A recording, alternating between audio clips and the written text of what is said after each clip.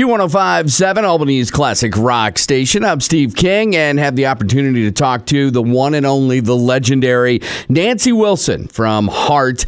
And during the pandemic, she has written her first ever solo album, You and Me.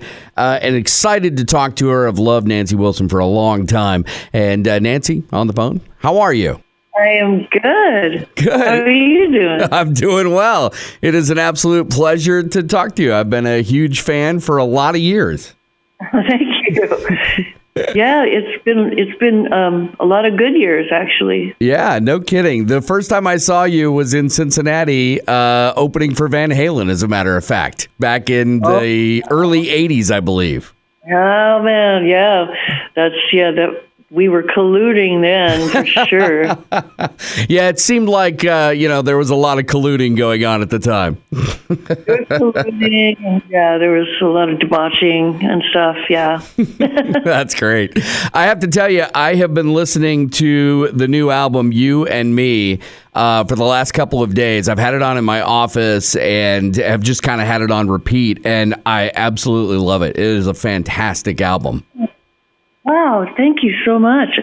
You know, I'm feeling really good about how it turned out. It was sort of all over the map trying to put it together, and I thought for the way it got put together, it's pretty cohesive sounding as a whole, which is a lucky thing when you consider nobody was in the same room at the same time.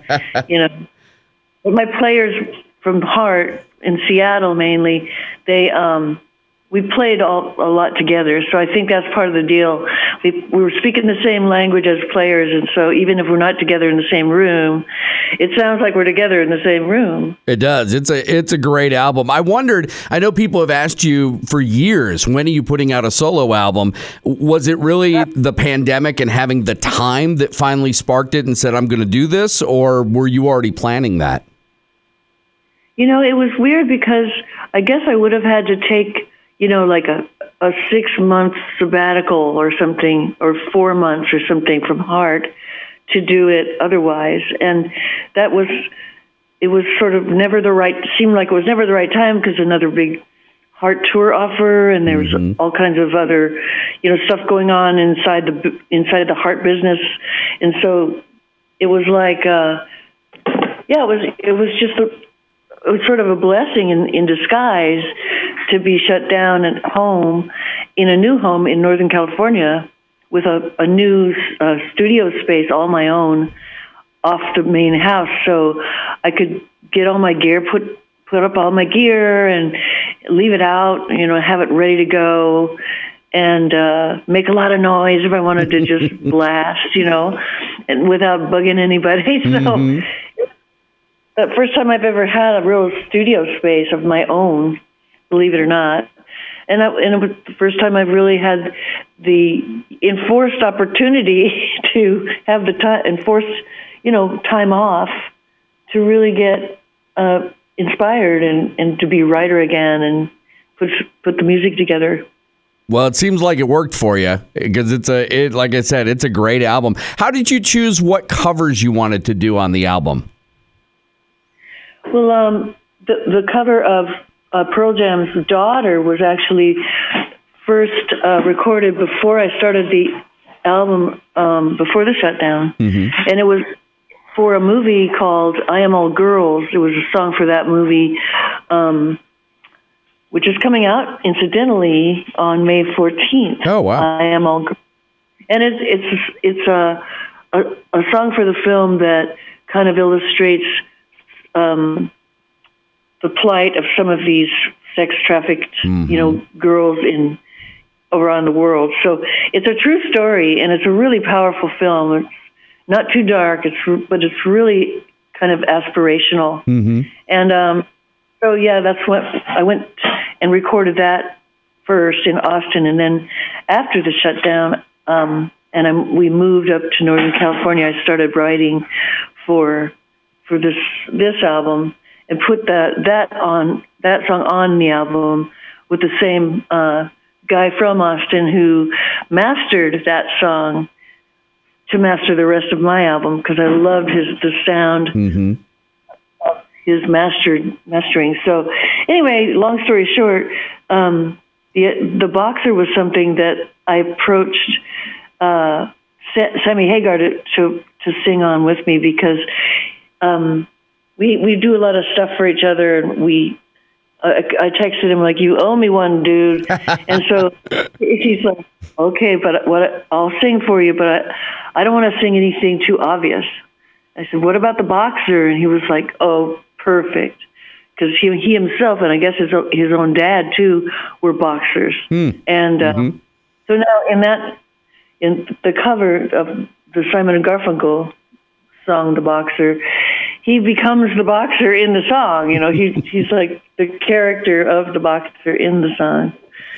The other one I covered was "Dreams" by the Cranberries, and that was just a song. I heard it on the radio one day. It's like, that's the song I want to make the duet with Liv Warfield, because that would be really a fun song to do with her.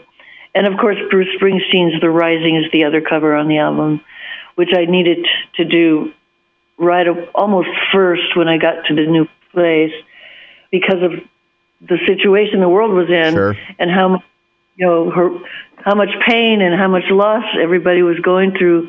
So I figured if I covered a song like "The Rising," it would be aspirational for people. It would be almost, coming from a woman's perspective especially, it would be almost nurturing, and aspirational. So just the various ways in which these things all kind of fell together in such a random way. Is it intimidating to do somebody else's song? Is it because you worry about, what someone else will think of it? Well, I sang the Boxer so many times in my lifetime, especially on the last Heart tour. And, it's such a beautiful, well-structured song with these amazing lyrics in the verse areas. Then the chorus, everybody just chimes right in for the lie, lie, lie. And so it's an ideal, gang, audience participation kind of song. With "The Rising," I was a little more daunted because I'd gone to see Springsteen on Broadway before the shutdown, and he just inspired me so much. Hearing those songs like "The Rising," all stripped down, no production, like I'd learned them first on the radio, but then in that context, they were just way more powerful and just uplifting and powerful, and the humanness of it all. And he wrote "The Rising" for 9/11 actually too. So I thought, well, this is really appropriate. But approaching it, with a mandolin in my hands, it was like, well, this will be different, but let's give it a go. And so, let's take it for a spin. And I think it worked out well. It's really beautiful. It's really well done. I enjoy it a lot. I also, your acoustic guitar playing has always been spectacular, and you're playing on For Edward, which of course was for Eddie Van Halen, is top notch, is just incredible. And I know the story behind this was you giving back to him something that he gave you many, many years ago, right? That's right. Yeah. He had complimented me on my acoustic playing, and I said, "You should play more acoustic." And he goes, "Well, I don't really carry one have one with me." And I said, "Well, here, take this one." So, because I had a spare on hand, and so then dark. It was still dark out the next morning when he rang my room, my hotel room, and he said, "Listen to this," and he played me this really beautiful acoustic instrumental piece. And so when somebody asked me to put one on an acoustic piece on my new album, I said, "Okay, then I will do it for Eddie, and I will write it for Edward." So then I was like, "Why did I do that? Why did I do that to myself?" Because then it's like this huge ordeal to live up to that task. But then as I kind of tried, as I was digging around through my notes and for my recorded notes and stuff, I was like, I think I remember basically what that sounded like, and it was.